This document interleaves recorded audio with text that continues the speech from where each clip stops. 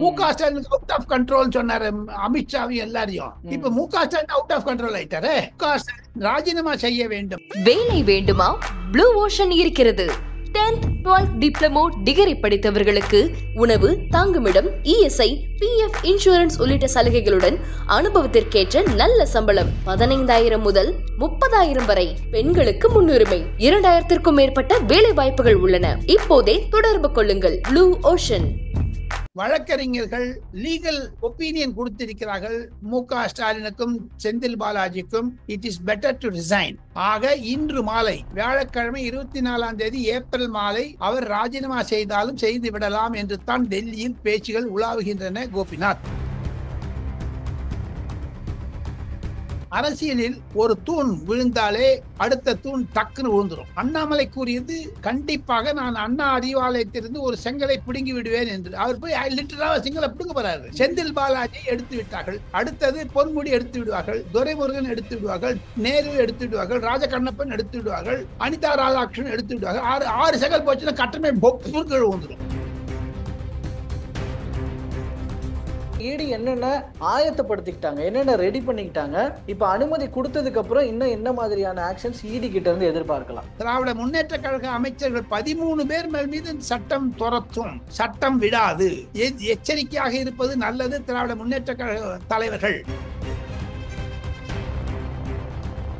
தேர்தல் நெருக்கம் வர வர வர கட்சியினுடைய தலைமை குடும்பம் அதை நோக்கி இடி, ஐடி இவர்களெல்லாம் நெருங்குவார்களா?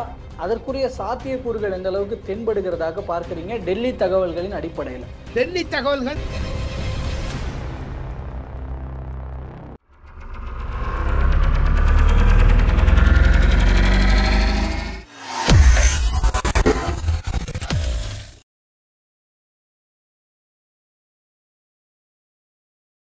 ஐத்தமிழ் நேயர்கள் அனைவருக்கும் அன்பு வணக்கம். இன்றைய சிறப்பு நேர்காணலில் நம்மோடு இணைந்திருக்கிறார் மூத்த பத்திரிகையாளர் திரு டெல்லி ராஜகோபாலன் அவர்கள். அவரிடம் தற்போது பேசுபொருளாக இருக்கிற பல்வேறு அரசியல் நிகழ்வுகள் குறித்து பேச இருக்கிறோம். பேசலாம். வணக்கம் சார். நமஸ்காரம். ஸோ நம்ம இங்க நடக்கிற பொலிட்டிக்கல் ரிலேட்டடான சில கேசஸ் ரிலேட்டடாக சில விஷயங்கள் பேசலான் இருக்கேன். அமைச்சர் செந்தில் பாலாஜி அவர்கள் தொடர்புடைய வழக்கு. அதுல அவர் அமைச்சர் பதவியில் ஜாமீன் நீடிக்கலாமா வேண்டாமா, அமைச்சர் பதவியில் இருப்பதால் ஜாமீன் கொடுக்கலாமா வேண்டாமான்ற தொடர்பான அந்த வழக்குல பதவி வேண்டுமா ஜாமீன் வேண்டுமா முடிவு பண்ணுங்க அப்படின்னு திங்கட்கிழமை வரைக்கும் அவகாசம் கொடுத்திருக்கிறாங்க. ஸோ இந்த வழக்கு டெல்லியில் எப்படி பார்க்கப்படுகிறது? அங்க டெல்லியில இருக்கிற இடி அதிகாரிகள் இந்த வழக்குல எந்த அளவுக்கு மும்முரமா செயல்பட்டுக்கிட்டு இருக்கிறாங்க? நாங்கள் கேள்வி கேட்டதில் 2-3 பாகங்கள் இருக்கின்றன. ஒன்று சட்ட திட்டத்திற்கு வரையறுப்பட்டது, அடுத்தது என்போர்ஸ்மெண்ட் டைரக்டர், அடுத்தது அரசியல். அரசியலை முதலாக ஆசைப்படுகிறேன். இந்த செந்தில் பாலாஜி கேஸ் தமிழக முதல்வர் மாண்புமிகு, ஏன்னா அவர் மாண்புமிகுன்னு சொல்லணும், நம்ம மாண்புமிகு மு.க. ஸ்டாலினுக்கு ஒரு தர்ம சங்கடத்தை ஏற்படுத்தி விட்டது. செந்தில் பாலாஜி என்பவரை இதே மு.க. ஸ்டாலின் அவர்கள் எதிர்கட்சி தலைவராக இருந்த பொழுது பல கேலியாக சொல்லியிருக்கிறார். ஆனால் இன்று மு.க. ஸ்டாலினை கேலி செய்யாளருக்கு சுப்ரீம் கோர்ட் அவரை கேள்வி கேட்டு விட்டது. செந்தில் பாலாஜியை கேட்டது, செந்தில் பாலாஜியை கேட்டால் அது மு.க. ஸ்டாலினை கேட்பது மாதிரிதான் அர்த்தம். ஜாமீன் வேண்டுமா, ராஜினாமா செய்கிறீர்களா என்று. இது ஒரு பக்கம் இருக்கட்டும். சட்ட ரீதியாக 2 வக்கீல் per hour 15 lakhs 20 lakhs charge பண்றாங்க.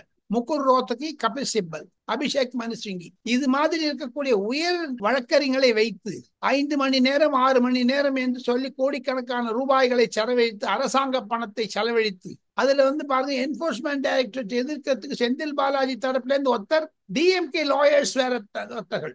இதெல்லாம் பண்ணா கூட அந்த 2 நீதிபதிகள் கன்வின்ஸ் ஆகல, ஒத்துக்கொள்ளவில்லை. செந்தில் பாலாஜி அவருக்கு காலக்கெடு கொடுத்து விட்டார்கள். இது ஒரு நூதனமான செயல் சட்டத்திலேயே. காரணம், ஒண்ணு அவங்க டைரக்டா ஜெயிலுக்கு அனுப்பலாம், இல்லையா பெயில கேன்சல் பண்ணலாம். பெயில கேன்சல் பண்ணா கூட அவங்க என்ன பண்ணுவாங்க, மந்திரியா தொடர்ந்து அரவிந்த் கெஜ்ரிவால் மாதிரி இருக்கலாம்னு நினைச்சுப்பாரு. மு.க. ஸ்டாலின் செந்தில் பாலாஜி ஏற்கனவே இருந்தார் தானே, ஜெயில இருந்து ஃபங்க்ஷன் பண்ணார் மந்திரியா கூட. இந்த பின்னணியில் பார்த்தால் இது ஒரு சட்ட பிரச்சனை. சட்ட பிரச்சனை வெளிவர வேண்டும். அடுத்ததா 3வது இடி. என்போர்ஸ்மெண்ட் டைரக்டரேட் எங்கிட்ட சொல்லுவது என்ன என்று கேட்டால், அரசியல் ரீதியாக பார்த்தாலும் சரி, சட்ட ரீதியாக பார்த்தாலும் சரி, ஸ்டாலினுக்கு ஒரு அழுத்தம் வந்து விட்டது. அவர் செந்தில் பாலாஜியை துறக்க வேண்டும். அவர் தியாகின்னு சொன்னார், இப்ப துறவின்னு சொல்ல வேண்டிய நிலைமை வந்துடும். அப்பேற்பட்ட தியாகிங்கிற சொல்ல அளவுக்கு ஊழல் செய்தவரை தியாகி என்றால் நிஜமாவே தியாகம் பண்ணவங்கள என்ன இப்போ? இரண்டாவதாக நான் கேள்விப்பட மட்டும் வழக்கறிஞர்கள் லீகல் ஒப்பீனியன் கொடுத்திருக்கிறார்கள் ஸ்டாலினுக்கும் செந்தில் பாலாஜிக்கும், it is better to resign. ஆக இன்று மாலை வியாழக்கிழமை 24 ஏப்ரல் மாலை அவர் ராஜினாமா செய்தாலும் செய்து விடலாம் என்று தான் டெல்லியில் பேச்சுகள் உலாவுகின்றன. கோபிநாத், அவ்வளோ இது உறுதியான தகவலாக அதை பார்க்கலாமா அப்படி சொல்றது? எனக்கு கிடைத்தது உறுதியான தகவல். Wait and watch. நான் ஒன்னே ஒன்னு ஆஸ் எ ஜேர்னலிஸ்ட் கோபிநாத், நீங்களும் ஜேர்னலிஸ்ட், நானும் ஜேர்னலிஸ்ட், கேட்பதை எக்ஸாமின் செய்து விசாரித்து டபுள் செக் செய்து சொல்லுவதுதான் ஒரு பத்திரிகையாளருடைய தொழில். நான் பிரிண்ட் ஜேர்னலிசத்தில் வளர்ந்ததால் Indian Express, Dinamani, Times of India போன்ற பத்திரிகைகள் வேலை செய்ததனால் டபுள் செக் பண்ணிட்டு தான் சொல்றேன் நான். ஓகே, இப்போ இதன் மூலமாக இப்ப செந்தில் பாலாஜி வழக்கின் மூலமாக முதல்வருக்கு ஏதாவது அடுத்த கட்ட நெருக்கடி அப்படிங்கிறது ஏற்பட்டிருக்கா? ஒரு பக்கம் அவரை துறக்கிறது அப்படிங்கறத பத்தி சொன்னீங்க, அதை தாண்டி வேற ஏதாவது நெருக்கடிகள் ஏற்படுவதற்கான வாய்ப்பு இருக்கிறதா? அரசியலில் ஒரு தூண் விழுந்தாலே அடுத்த தூண் டக்குன்னு விழுந்துரும். அண்ணாமலை அவர்கள் கேலியாக சொன்னார் என்று கிண்டலாக சொன்னார்கள். சில ஊடகங்களில் அண்ணாமலை தரக்குறைவாக பேசினார்கள். அண்ணாமலை கூறியது கண்டிப்பாக நான் அண்ணா அறிவாலயத்திலிருந்து ஒரு செங்கலை பிடுங்கி விடுவேன் என்று. அவர் போய் லிட்டராக செங்கலை பிடுங்க போறாரு, கிடையவே கிடையாது. செந்தில் பாலாஜி எடுத்து விட்டார்கள். அடுத்தது பொன்முடி எடுத்து விடுவார்கள், துரைமுருகன் எடுத்து விடுவார்கள், நேரு எடுத்து விடுவார்கள், ராஜகண்ணப்பன் எடுத்து விடுவார்கள், அனிதா ராதாகிருஷ்ணன் எடுத்து விடுவார்கள். ஆறு செங்கல் போச்சுன்னா கட்டமே வந்துடும். முக ஸ்டாலின் அவுட் ஆஃப் கண்ட்ரோல் சொன்னார் அமித்ஷாவையும் எல்லாரையும். இப்ப முக ஸ்டாலின் அவுட் ஆஃப் கண்ட்ரோல் ஆயிட்டாரு. அதை யார் புரிந்து கொள்வது? அதையும் தவிர கடுமையான வார்த்தைகள், அன்புக்குரிய வார்த்தைகளாக தமிழ் நேயர்கள் மூலமாக, கோபிநாத் மூலமாக ராஜகோபால் விவாதிப்பது, திமுக தொண்டர்கள் இதை புரிந்து கொள்ள வேண்டும். திமுகவிற்கு இருக்கக்கூடிய 67-70 மாவட்ட செயலாளர், கட்சி ரீதியாக அமைச்சர்கள், எம்பிக்கள், எம்எல்ஏக்கள் ஒவ்வொருத்தருங்க, நான் கேள்விப்படுறது என்போர்ஸ்மெண்ட் டைரக்டரேட்ல இருந்து ஒவ்வொருத்தர் கையிலும் 10,000 15,000 மினிமம் வச்சிருக்காங்க சார். கோடி, 10,000 கோடி. சோ தமிழ்நாடுடைய பட்ஜெட் 5 வருடத்துக்கு என்றால் இது கண்டிப்பாக முக ஸ்டாலினுக்கு ஒரு கேள்விக்குறியாகும். டெல்லியில் உயர் மட்டத்தில் இருக்கக்கூடிய ஐஏஎஸ் ஐபிஎஸ் அதிகாரிகள் கூறுவது என்ன என்று கேட்டால், UPA 2 அரசாங்கத்தில் எப்படி டாக்டர் மன்மோகன் சிங் தலைமையில் இருந்த அரசாங்கம் 2G CWG ஊழல்களை எல்லாம் வைத்துக் கொண்டு அந்த அரசாங்கம் பாலிசி பேராலிசிஸ் வந்து விட்டது என்று வர்ணித்தார்களோ, லேம் டக் அரசாங்கம் என்று வர்ணித்தார்களோ, அதே மாதிரி தமிழக முதல்வர் முக ஸ்டாலினை ஒரு லேம் டக் சீஃப் மினிஸ்டர், பாலிசி பேராலிசிஸ் இருக்கிறது, நிர்வாகம் இல்லை என்று தான் விவாதிக்கிறார்கள். கோபிநாத், இதுல செந்தில் பாலாஜி அவர்கள் நிர்வகிச்ச டாஸ்மாக், அதுல ஈடி ரைடு பண்ணாங்க. அப்படி ரைடு பண்ணது சட்டவிரோதம் அப்படின்னு தொடரப்பட்ட வழக்கு. அங்க இருந்த ஊழியர்களை ஒரு வகையில டார்ச்சர் பண்ணி இருக்கிறாங்க அப்படிங்கிற மாதிரியான அந்த வழக்கை இங்க சென்னை உயர்நீதிமன்றம் அதை ஏத்துக்கல, தமிழக அரசுக்கு ஏத்துக்கல. முக்கியமா தமிழக அரசு மேல ஒரு அதிருப்தியில தான் நீதிபதிகள் பேசி இருந்திருக்கிறாங்க நேற்று பேசும்பொழுது. தமிழக அரசுக்கு இது எந்த அளவுக்கு பின்னடைவா இருந்திருக்கு? தமிழக அரசினுடைய முன்வைத்த விஷயங்களை, தகவல்களை, கோரிக்கைகளை ஹைகோர்ட் எந்த அளவுக்கு பார்த்தாங்க? நிராகரித்து விட்டது. வசீகரன் என்ற MD மேனேஜிங் டைரக்டரை கண்டிப்பாக கைது செய்ய வேண்டும். முக ஸ்டாலின் ராஜினாமா செய்ய வேண்டும். காரணம், அப்பேற்பட்ட ஒரு வார்த்தைகளை எல்லாம் அந்த 56 பக்க ஜட்ஜ்மெண்ட்ல சொல்லியிருக்காங்க. நான் முழுக்க படித்தேன். அதுல அனெக்சஸ் இருக்கு, விட்டுருங்க. Crucial points. இப்ப அவங்க கேள்வி கேட்டிருக்காங்க நிறைய. இது அரசியல் இருந்தாலும் ஏன் பப்ளிக் டீலிங்ல இது மாதிரி மந்திரி பிஹேவ் பண்ண வேண்டும் என்று. இன்னொன்னு சொல்றேங்க தமிழ் நேயர்களுக்கு, இது தனிப்பட்ட முறையில் போட்ட கேஸ் அல்ல. அதாவது இண்டிவிஜுவல் மேல போட்டது, கவர்மெண்ட் டிபார்ட்மெண்ட் மேல போட்டது, டாஸ்மார்க் மேல போட்ட வழக்கு, செந்தில் பாலாஜி மேல் அல்ல. ஆக மொத்தம் இது தமிழக அரசாங்கத்தில் இருக்கக்கூடிய ஒரு இலாக்கா மீது போட்டது. இப்ப பாருங்க, இது தொடர்பாக டாமின் என்று தமிழ்நாடு மினரல் கார்பரேஷன்ல வேற கேஸ் வரப்போகுதுங்க. மொத்தம் இது ஒரு புது நிலைப்பாடு. டெல்லியில் இருந்த அரவிந்த் கெஜ்ரிவால் சாராய ஊழலில் கைது செய்யப்பட்டார், அவர் பதவி இழந்தார் என்றாலும் இது டாஸ்மார்க் ஒரு நூதனமான இருக்கக்கூடிய முயற்சிகள் என்போர்ஸ்மெண்ட் டைரக்டர் செய்து. காரணம், ஊழல் அப்படி அரசாங்கத்துள்ளே புகுந்து விட்டது என்பதை காண்பிக்கிறார்கள். இப்போ டாஸ்மார்க் போயிடுச்சு, அடுத்து டாமின் வரப்போகுது. இன்னும் ஒரு 10 நாள் 15 நாள் வரும். இனி ஒரு மாதத்திற்கு ஒரு முறை கண்டிப்பாக ஒரு 10 மந்திரி அடுத்த 10 மாதத்தில் கைது செய்யப்பட்டு, அவர்கள் கைது செய்யப்பட்டு ஆட்சியிலிருந்து போனார்கள் என்றால் முக ஸ்டாலின் அவுட் ஆஃப் கண்ட்ரோல் ஆகிவிட்டார் என்பதுதான் நிச்சயம். இப்போ இதுல வந்து இடி அங்க நீங்க டெல்லியிலயும் இருக்கிறதுனால இடி கூட கான்டாக்ட்ல இருக்கிறதுனால நான் கேட்கிறேன். இடி வந்து இப்ப விசாரிக்கணும் அப்படின்னு வந்து இப்ப அனுமதி கொடுத்துட்டாங்க, திரும்பவும் விசாரிக்கலாம் அப்படின்னு சொல்லிட்டாங்க, சோதனை பண்ணலான்னு. இதுல இந்த ரெஸ்ட் ஒரு ஒரு பீரியட் ரெஸ்ட்ல இருந்தாங்க இல்லையா, அப்போ இடி என்னென்ன ஆயத்தப்படுத்திக்கிட்டாங்க, என்னென்ன ரெடி பண்ணிக்கிட்டாங்க, இப்ப அனுமதி கொடுத்ததுக்கு அப்புறம் இன்னும் என்ன மாதிரியான ஆக்ஷன்ஸ் இடி கிட்ட இருந்து எதிர்பார்க்கலாம்? நான் கேள்விப்படுவது ஊர்ஜிதமாகப்பட்ட செய்திகள் வரக்கூடிய வாரத்தில் 24 முதல் வைத்துக் கொள்ளுங்களேன். அதிலிருந்து ஒரு ஐ கேன் டேக் இட் 28 கூட வச்சுக்கலாம், ஒரு 28 20 அடுத்த வாரம் மண்டே டியூஸ்டே வெட்ஸ்டே கண்டிப்பாக MD of TASMAC maybe call for பிறகு அவர் வாயிலிருந்து வரக்கூடிய விஷயங்களை எல்லாம் வைத்து பார்த்தால் அதிகாரிகளை அதிகமாக தொந்தரப்படுத்தக்கூடிய அளவில் என்போர்ஸ்மெண்ட் டைரக்டரேட் இருக்கும். இது மணல் கொள்ளைக்கும் டாஸ்மார்க்குக்கும் ஒன்னா போகுது பாருங்க. அதிகாரிகளை தான் இப்ப அதிகாரிகளை சம்மன் பண்ணிட்டாங்கன்னா கோர்ட்டுக்கு போவாங்க, திருப்பி சுப்ரீம் கோர்ட்டு போவாங்க. திமுக கருத்து ஏன்னா அந்த 2026 வாரம் மட்டும் இழுத்துட்டு வரணும்னு பாக்குறாங்க அத்தை, புரியுதுங்களா? சோ அதுல வந்து வசீகரன் அவர் மேனேஜிங் டைரக்டர் வந்து கைது செய்யப்பட்டாலும் ஆச்சரியப்படுவதற்கு இல்லை. இது கண்டிப்பாக திமுகவில் இருக்கக்கூடிய ஒரு முக்கிய புள்ளியைத்தான் போய் சேருகிறது. அதைத்தான் எடப்பாடி பழனிசாமி தமிழக சட்டமன்றத்தில் பேச வேண்டும் என்று நினைத்தார். ஆனால் அப்பாவியாக ஆகி அனுமதி மறுத்தார். முக்கிய புள்ளினா அது யாரை நோக்கி போகுது தெரிஞ்சுக்கலாமா? We will discuss it later. உங்களுக்கே தெரியும். நான் I don't want to speak it out. Enforcement directorate சொல்றது காதல சொல்றதெல்லாம் கேட்டா பயமா இருக்குது எனக்கு. அது கோடிக்கணக்கில் ஊழல், கோடிக்கணக்கில் ஊழல், ₹1 இல்ல ₹2 இல்ல, கோடிக்கணக்கில். ஏற்கனவே 1000 கோடின்னு சொல்லி இருக்காங்க. ஆனால் பழனிவேல் தியாகராஜன் சொல்லி 30,000 கேடு என்று சொல்லி அவர் பதவி விழாக்கா போன பிறகும் 4 வருடத்திற்கு முன்னதாக அவர் சொன்னாரு, அது இன்று பலிக்கிறது. அதைத்தானே எடப்பாடி பழனிசாமி ஓப்பனா சொல்றாரு 40,000 crores. அதைத்தானே அமித்ஷா 39,000 கோடி என்று சொன்னார். அதைத்தானே அண்ணாமலை 40,000 கோடி என்று சொன்னார். ஆக மொத்தம் இது அரசியல் பிரச்சனை, திராவிட முன்னேற்ற கழகத்திற்கு ஒரு மாபெரும் பிரச்சனை. ஆனால் திராவிட முன்னேற்ற கழகத்தில் இருக்கக்கூடிய கூட்டணி கட்சிகள், காங்கிரஸ், கம்யூனிஸ்ட், 2 கம்யூனிஸ்ட்கள், சித்தாந்தம் பேசக்கூடியவர்கள், ஊழலை எதிர்க்கக்கூடியவர்கள், அடுத்தது மதிமுக, மாண்புமிகு சொல்லணும் விசிக தலைவர் திருமாவளவன் ஏன் வாயடைத்திருக்கிறார்கள்? அவர்களுக்கு ஒன்றும் பேச தெரியாத, அவர்களுக்கு சந்தா இருக்குது. அதுல இதெல்லாம் கேள்வி கேட்பாங்கல்ல. தேர்தல் வருது, இனிமேல் எல்லாரையும் பின்னி எடுப்பாங்க. தேர்தல் போது தோலை உரிக்கிற சமயம். கூட்டணி கட்சிகளுக்கும் பங்கு போகுதா அப்படின்ற கேள்விய எழுப்புதுன்றீங்களா? அண்ணாமலை எழுப்பியிருக்கான்னு சொல்றேன், எடப்பாடி பழனிசாமி எதிர்ப்பிருக்கான்னு சொல்றேன். ஏன் வாயடித்திருக்கிறார்கள்? கம்யூனிஸ்ட் கட்சிக்கு 15 கோடி போச்சு திமுக அரசாங்கத்திலிருந்து, சாரி திமுக கட்சியிலிருந்து. அதை எலெக்ஷன் கமிஷன்ல அபிடவிட்டா ஃபைல் பண்ணிருக்காங்களே எலெக்ஷன் கமிஷன்ல திமுக. அதற்கு என்ன பதில் சொல்ல போகிறார்கள் கம்யூனிஸ்ட் கட்சியினர்? கம்யூனிஸ்ட்னால பிராடுங்க, சித்தாந்தம் பேசுறாங்களே. செந்தில் பாலாஜிக்கு என்னங்க சித்தாந்தம் பேச வேண்டி கிடக்கு? ஒண்ணு சொல்லிட்டு சாம்சங்குக்கு கத்தினாங்க, கொஞ்சம் அப்படி பணம் போனோன்னு வாய மூடிட்டாங்க. ஸோ இதுல இன்னும் முக்கியமா 2 மினிஸ்டர்ஸ் இப்போ அடுத்தடுத்து அதுவும் நேற்று நடந்திருக்கு. அதுல குறிப்பாக இப்ப பொன்முடி அவர்கள் இந்த சொத்து குவிப்பு வழக்கு தொடர்பான ஒரு விசாரணை போகும்போது அவருடைய அந்த ஆபாச பேச்சு தொடர்பா நீதிமன்றம் கேட்கிறாங்க. இதுல புகார் பதிவு பண்ணுங்கன்னு சொல்லி பதிவு பண்ணலன்ற ஒரு கோபத்துக்கும் ஒரு அதிருப்திக்கும் உள்ளா இருக்கிறாங்க. ஸோ அதுல இப்ப பொன்முடி அவர்களுக்கு அவருடைய ஸ்பீச்சஸ் மூலமாக அவருக்கு ஏற்பட்டிருக்கிற நெருக்கடி என்ன, இது எந்த அளவிற்கு நீளலாம்?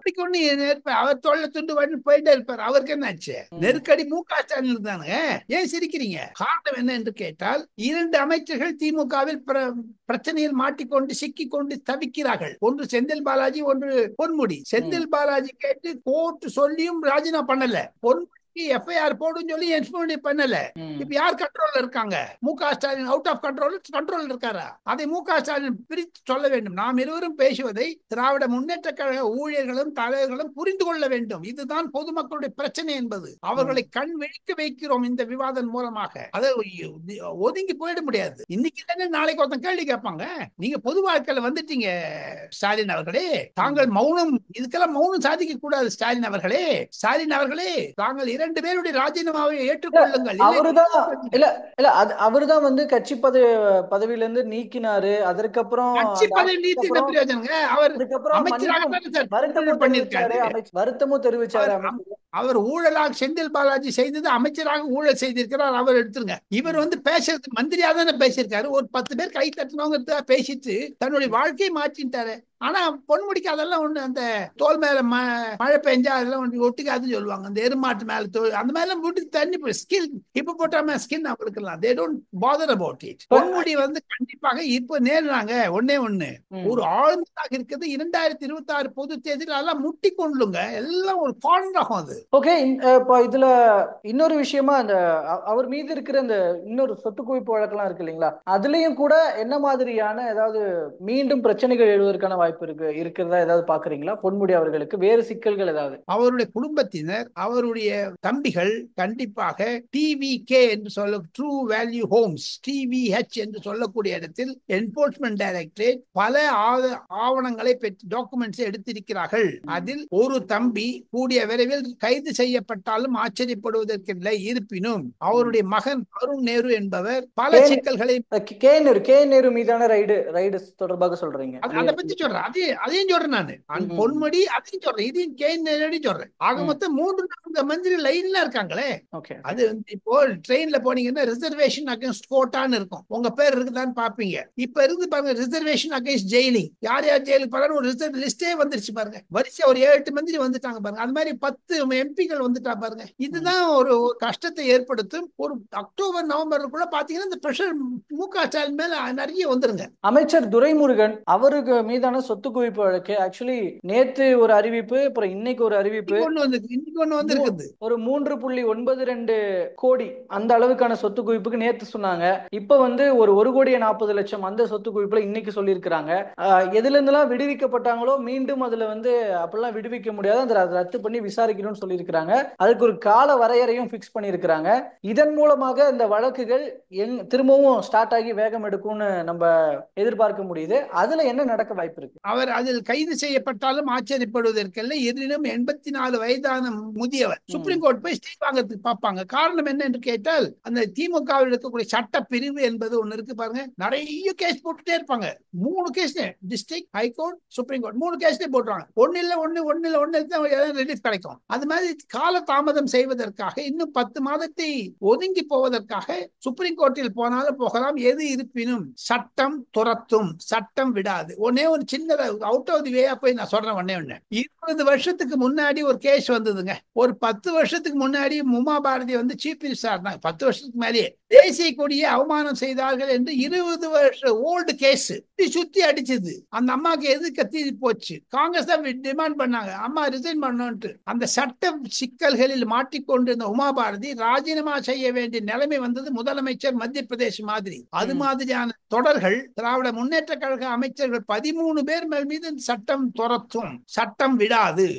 எச்சரிக்கையாக இருப்பது நல்லது திராவிட முன்னேற்ற கழக தலைவர்கள். அப்போ இந்த ராகுல் காந்தி அதானி இப்பெல்லாம் சொல்றது நிறுத்திட்டாரு. ஏன் தெரியுமோ? திமுக 50 அதானி வந்துட்டாங்களாம். ஜெகத் ரக்ஷகன், தயாநிதி மாறன், டி.ஆர். பாலு, கனிமொழி, எல்லாரும் சொல்லிட்டு போலாம். அப்படி அப்புறமா கதிரானன், அருண் நேரு, பேர் சொல்லுங்க, எல்லாரும் அப்படி இப்படி வரிசையா இல்லாத எம்பி கிடையாது. அதனாலதான் இப்ப எல்லாம் குட்டி அதானிகள் அதிகமாகிவிட்டார்கள் திராவிட முன்னேற்ற கழகத்தில். இப்போ இதுல வந்து ஒவ்வொரு அமைச்சர்களாக அடுத்தடுத்து அவர்களுடைய வழக்குகள் திரும்பவும் தோண்டப்படுது, விடுவிக்கப்பட்டவங்களா திரும்பவும் சேர்க்க படுறாங்க. அப்படி அடுத்தடுத்த ரைடுகளும் தொடருது. இப்போ இதன் மூலமாக தேர்தல் நெருக்கம் வர வர வர இது கட்சியினுடைய தலைமை குடும்பம் அதை நோக்கி இடி, ஐடி இவர்கள் எல்லாம் நெருங்குவார்களா? அதற்குரிய சாத்தியக்கூறுகள் எந்த அளவுக்கு தென்படுகிறதாக பார்க்கிறீங்க டெல்லி தகவல்களின் அடிப்படையில்? டெல்லி தகவல்கள் கண்டிப்பாக அக்டோபர் மாதம் வரை பிஸியாக இருக்கிறேன் என்று ஒரு என்போர்ஸ்மென்ட் டைரக்டர் அதிகாரி என்னிடம் சொன்னார். ஆக மொத்தம் வரக்கூடிய 5 மாதங்களில் 5 அமைச்சர்களை ஒரு பிடித்தால் கண்டிப்பாக திராவிட முன்னேற்ற கழக அரசாங்கத்தில் இருக்கக்கூடிய பாதி அமைச்சர்கள் ஒண்ணு ஜெயிலுக்கு போவாங்க, இல்ல பெயில்ல இருப்பாங்க, இல்ல கேஸ் நடந்துட்டு இருப்பாங்க. அவங்க ஆட்சி எங்க புரியுறாங்க அதைத்தான் வைத்துக் கொண்டு சொல்லுகிறார்கள். தமிழ்நாடு கவர்மெண்ட் வந்து டாக்டர் மன்மோகன் சிங் கவர்மெண்ட் மாதிரி மு.க. ஸ்டாலின் ஒரு லேம் டக் சீஃப் மினிஸ்டர் ஆயிட்டாருன்னு சொல்றாங்க கேலியாக. மத்திய அரசாங்கத்தை பொறுத்த மட்டும் சில உயர் அதிகாரிகள் பெரும் நெருக்கடி இருக்கு இப்போ. கண்டிப்பா. அதனுடைய விளைவுகள் எந்த அளவுக்கு எதிர்பார்க்கலாம் அப்படின்னு நான் கேட்கிறேன். திமுக எதிர்க்கட்சியில் கூட இருக்க முடியாத அளவிற்கு மிக மிக மோசமான நிலையில் எம்எல்ஏக்கள் உருவார்கள். 20 எம்எல்ஏக்கள் வந்தால் அதிகமாகிவிடும் என்று தான் பல வர்ணனையாளர்கள் கூறுகிறார்கள். காரணம், வரக்கூடிய நாட்களில் சி ஓட்டர் போன்ற, இந்தியா டுடே போன்ற, டைம்ஸ் நவ் போன்ற, நியூஸ் 18 போன்ற ஆங்கில தொலைக்காட்சி நிறுவனங்கள் தமிழகத்தை பற்றி உன்னிப்பாக கூர்மையாக கவனித்து வருகிறார்கள். அவர்கள் எடுக்கக்கூடிய கணக்குகள், டேட்டா, ஸ்டாட்டிஸ்டிக்ஸ் எல்லாம் வைத்து பார்த்தால், ஒரு தனியார் தொலைக்காட்சியில் நானும் ஆலோசகராக இருப்பதால் எனக்கும் சில டேட்டாக்கள் வருகிறது. அதையெல்லாம் வெளிப்படுத்தக்கூடாது என்ற மரியாதையுடன் இருப்பதனால், ஆனால் ஒன்று ஒன்றி சொல்ல முடியும், சென்ற மாதம் இருந்த புகழ் மு.க. ஸ்டாலினுக்கு இந்த மாதிரி இல்லை. சென்ற மாதம் இருந்த ஒரு தாழ்வு எடப்பாடிக்கு இப்பொழுது உயர்வு வந்து விட்டதாகத்தான் அந்த அறிகுறிகள் காண்பிக்கின்றன.